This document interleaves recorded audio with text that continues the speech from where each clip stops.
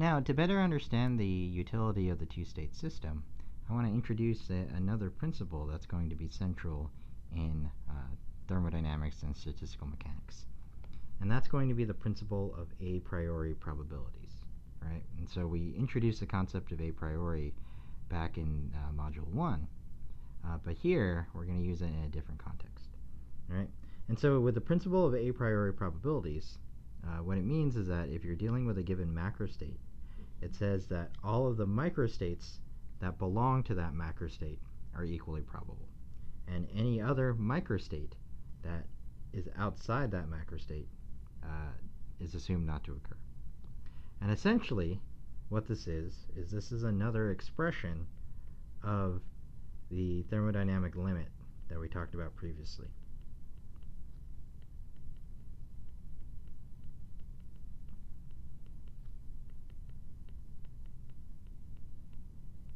Thermodynamic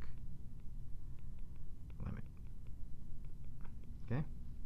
All right, and so, this is the definition in words, but mathematically it would look like something like this. And so we say that the probability of a given microstate would be one of two things, right?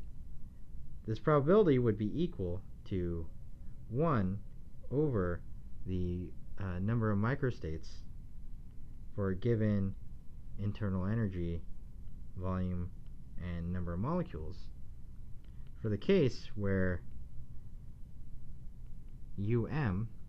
is equal to U, where U, I'm stating, is the observed macrostate.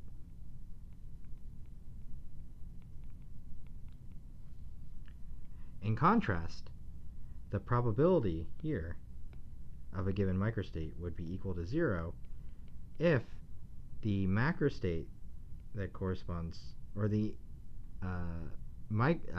internal energy of the microstate does not correspond to the observed macrostate internal energy, right? And so going back to our two-state example previously, we saw that for the case where the total internal energy was equal to 2B, there were 3 possible microstates there. Okay? And so here, if U is equal to 2B, then the probability for each of the individual microstates, so each of these different microstates, that probability would be equal to 1 over 3. So it would give you 1/3, right? But at the same time, for, once again, U is equal to 2B, the probability of microstates that correspond to a total internal energy of 0 would be equal to 0. The ones that correspond to 1B would also be equal to 0. And the ones that correspond to 3B would also be equal to 0. And that's because their internal energies don't match the observed macrostate. So we just assume that these things don't exist. Okay? All right, so with that in mind, I want to kind of add on to this example of the two-state system, right? And so with our two-state system, we just kind of said we have molecules that are either in the ground state or the excited state. But now let's add on another layer of complexity here. Okay, so what we're going to do is we're going to consider the case that we have a two-state sort of system.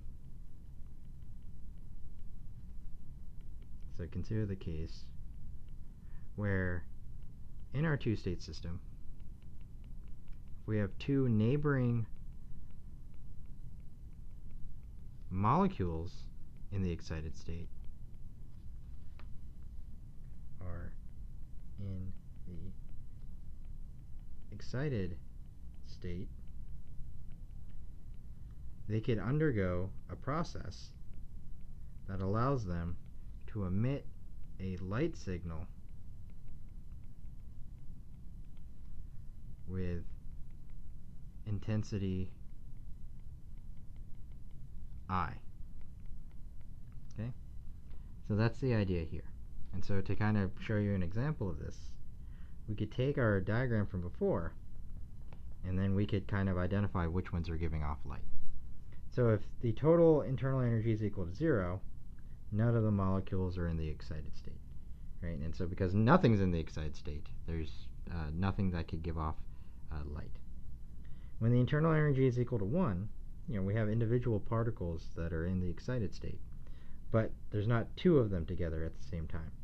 So and not only is there not two of them together at the same time, we don't get two that are next to each other in the excited state. And so as a result, the intensity for this macrostate would also be 0. When the internal energy is equal to 2, we find that we do have a microstate where molecules are next to each other, and that allows them to give off light. That's true for this case. That's true for this case.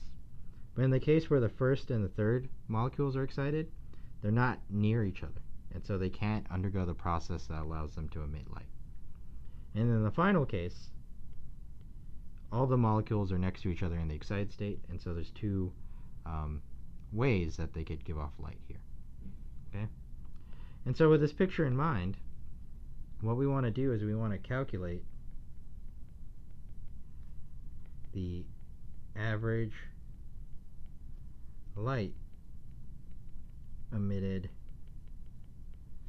for U equal to 2b. All right, so we want to calculate the average light for this case. All right, and so to get essentially what we want to calculate is this I, right? And so to do this, we're going to use the definitions of averages, or the moment formulas that we talked about back in the first module.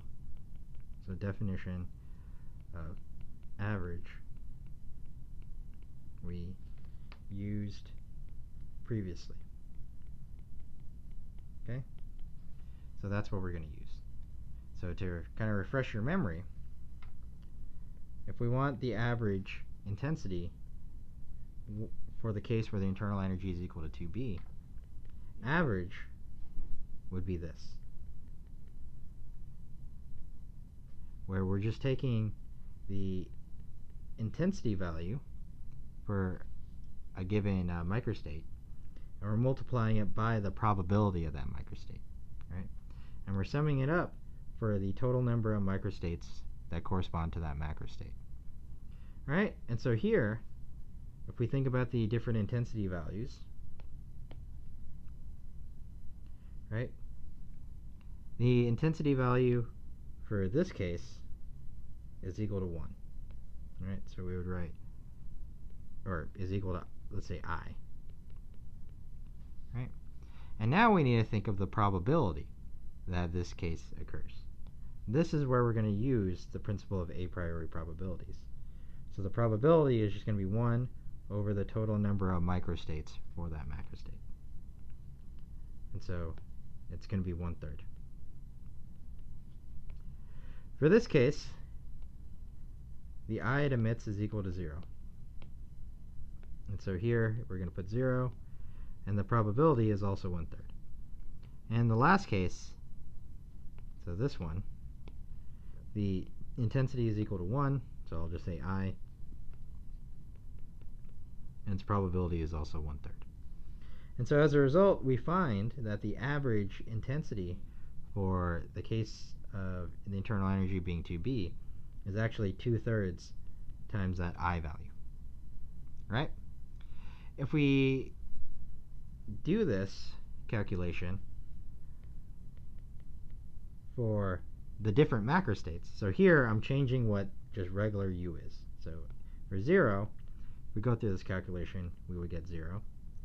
For the case where we have 1b, we would also get 0, because there's no microstate there that emits light. And in the last case, 3b, we get 2I.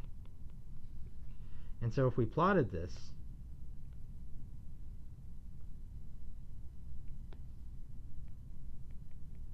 where we have intensity versus the internal energy of the system, and we have 0 here, or 0 on that y-axis. Oh yeah, I think that's fine. 0 there, and then b, 2b, 3b. Here we have 1, and then 1, 2, 3, 2. If we plotted the different average I values, we get a plot that looks like this. 0, 0, 2/3, and then 2.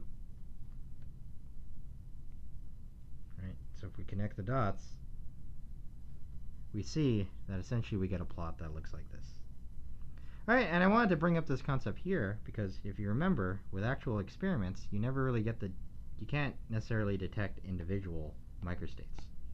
What you're going to detect is some sort of average. And so we find that, for measuring the average of the system, we could then relate that average back to the total internal energy of the system.